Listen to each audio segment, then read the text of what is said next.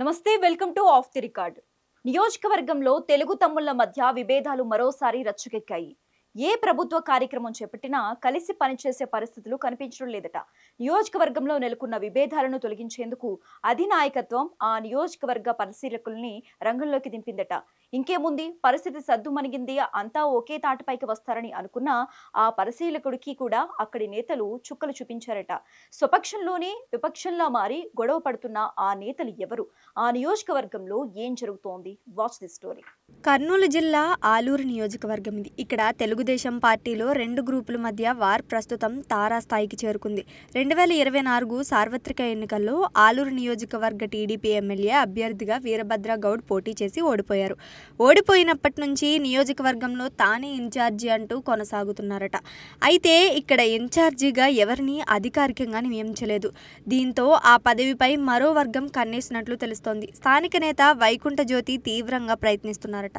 ఆమెకు జిల్లా అధ్యక్షుడు తిక్కారెడ్డితో పాటు పార్టీ పరిశీలకుడు పూల నాగరాజు మద్దతు కూడా ఉన్నట్లు పార్టీలో ప్రచారం జరుగుతోంది.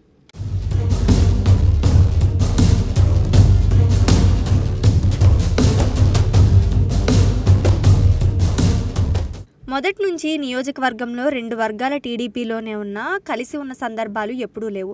రెండు వర్గాల మధ్య నెలకొన్న విభేదాలను తొలగించేందుకు టీడీపీ అధిష్టానం ఆర్టీసీ చైర్మన్ ఆలూరు నియోజకవర్గం పరిశీలకుడైన పూల నాగరాజును రంగంలోకి దింపినట్లు తెలుస్తోంది. అయితే పరిశీలకుడు సమక్షంలోనే రెండు వర్గాల మధ్య విభేదాలు మరోసారి భగ్గుమన్నాయి.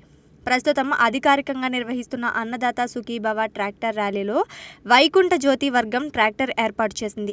అయితే ఇదే ట్రాక్టర్లోకి రావాలని వీరభద్ర గౌడ్ను పరిశీలకుడు పూల నాగరాజు ఆహ్వానించారు. అయితే వీరభద్ర గౌడ్ ఆ ట్రాక్టర్ ఎక్కేందుకు వెళ్తున్న క్రమంలో వైకుంఠ జ్యోతికి సంబంధించిన జెండాలను తొలగించాలని వీరభద్ర గౌడ్ అనుచరులు డిమాండ్ చేశారు. రెండు వర్గాలకు చెందిన జెండాలను ట్రాక్టర్పై పెడితేనే ఎక్కుతానంటూ ట్రాక్టర్ దిగి వెళ్లిపోయాడట. ఇద్దరు నేతల మధ్య జరిగిన గొడవతో పార్టీ పరిశీలకుడు తలనొప్పిగా మారిందట.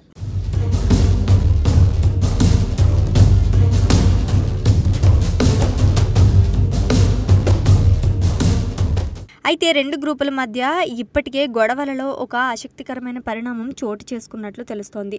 అంబేద్కర్ విగ్రహం దగ్గరికి వస్తున్న క్రమంలో ట్రాఫిక్ని సాధారణంగా నిలిపివేస్తారు. కానీ గౌడ్ వర్గం వస్తున్న దారికి ట్రాఫిక్ నియంత్రించకుండా పోలీసులు వదిలేశారట. దీంతో వైకుంఠం జ్యోతితో పాటు పరిశీలకుడు నాగరాజు అంబేద్కర్ విగ్రహం దగ్గరకు కార్యక్రమాన్ని ముగించారట. వీరభద్ర గౌడ్ ట్రాఫిక్ దాటుకుని వెళ్లేసరికి ప్రోగ్రాం అయిపోయిందట. దీంతో తన అనుచరణ గణంతో వీరభద్ర గౌడ్ సమావేశం నిర్వహించారు. ఈ సభలో గౌడ్ అనుచరులు పలు కీలక వ్యాఖ్యలు చేసినట్లు తెలుస్తోంది. పార్టీ నియోజకవర్గ ఇన్ఛార్జిగా కొత్త వారిని అధిష్టానం ఇంకా ప్రకటించలేదని, అప్పటిదాకా తమ నేతే ఇన్ఛార్జి అంటూ గౌడ్ వర్గం తేల్చేసిందట. ఈ విషయంలో తేడా వస్తే ఎంతవరకు అయినా వెళ్తామని వార్నింగులు పంపారట.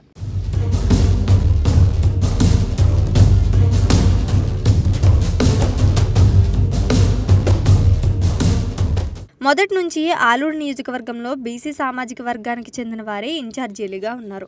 అయితే ప్రస్తుతం కమ్మ సామాజిక వర్గానికి చెందిన వారు ఇన్ఛార్జీ పదవి కోసం తీవ్ర ప్రయత్నాలు చేస్తున్నట్లు తెలుస్తోంది. ఆలూరులో నియోజకవర్గంలో 6 మండలాల్లో వీరభద్ర గౌడ్కు 4 మండలాల్లో పట్టు ఉందట. మిగిలిన 2 మండలాల్లో కూడా క్యాడర్ ఆయన వెంటే ఉన్నట్లు ప్రచారం జరుగుతోంది. అయితే ఎన్నో ఏళ్లుగా పార్టీలో కొనసాగుతున్నా తమకు ఏ పదవి రావడం లేదని కమ్మ సామాజిక వర్గం ఫీల్ అవుతుందట. జిల్లా నేతలు కూడా కమ్మ సామాజిక వర్గానికి చెందిన వారికి ఇన్ఛార్జి పదవి ఇవ్వాలని ఆలోచన చేస్తున్నట్లు ప్రచారం జరుగుతోంది.